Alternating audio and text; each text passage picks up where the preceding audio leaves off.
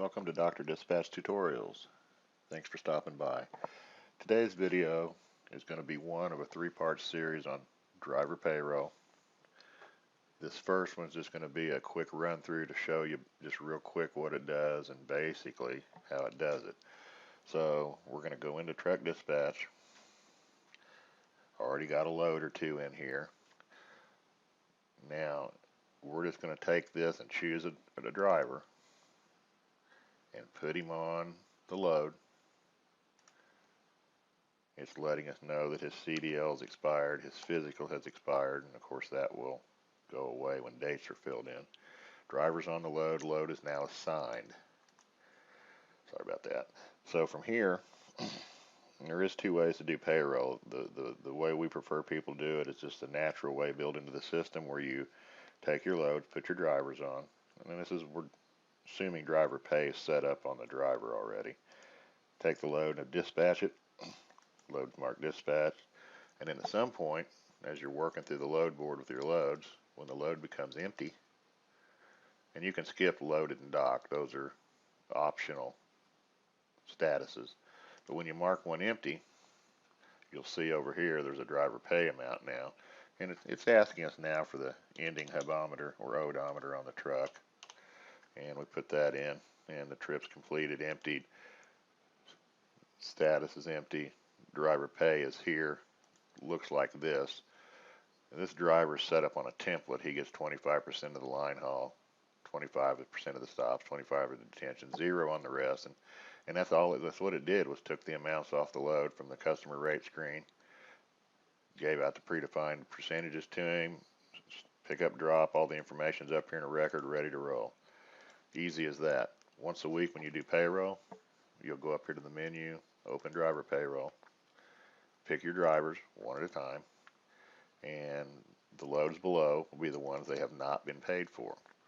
You'll also have the ability to put in advances via the dispatch system or through here.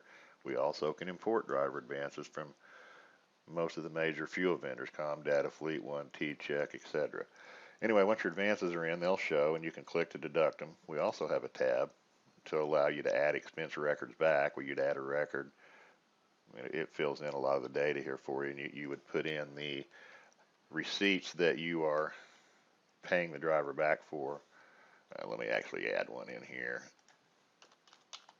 and the unit, and then come on across, and if it was truck fuel or whatever, stops, washout, you could do these sorts of things.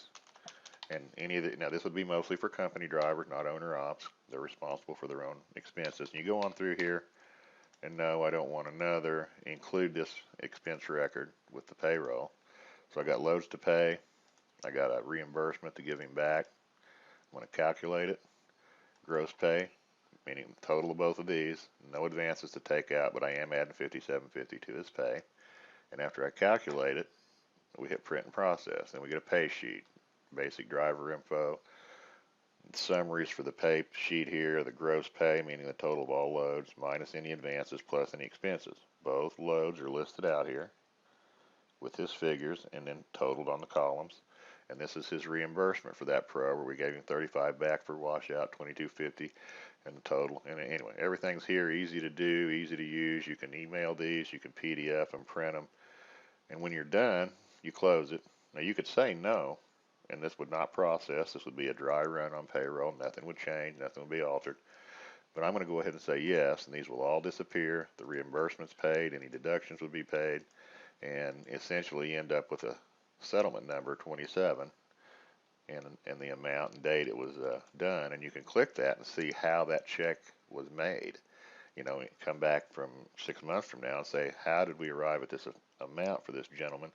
On settlement 27, you see these 2 loads were involved, no advances, and 1 reimbursement. Simple, great system. You can also dump this straight on over to QuickBooks from here and export 1099 only. I cannot do W-2 drivers to QuickBooks, but 1099 drivers, we can put their checks or bills to be paid either way into QuickBooks and have that completely automated for you.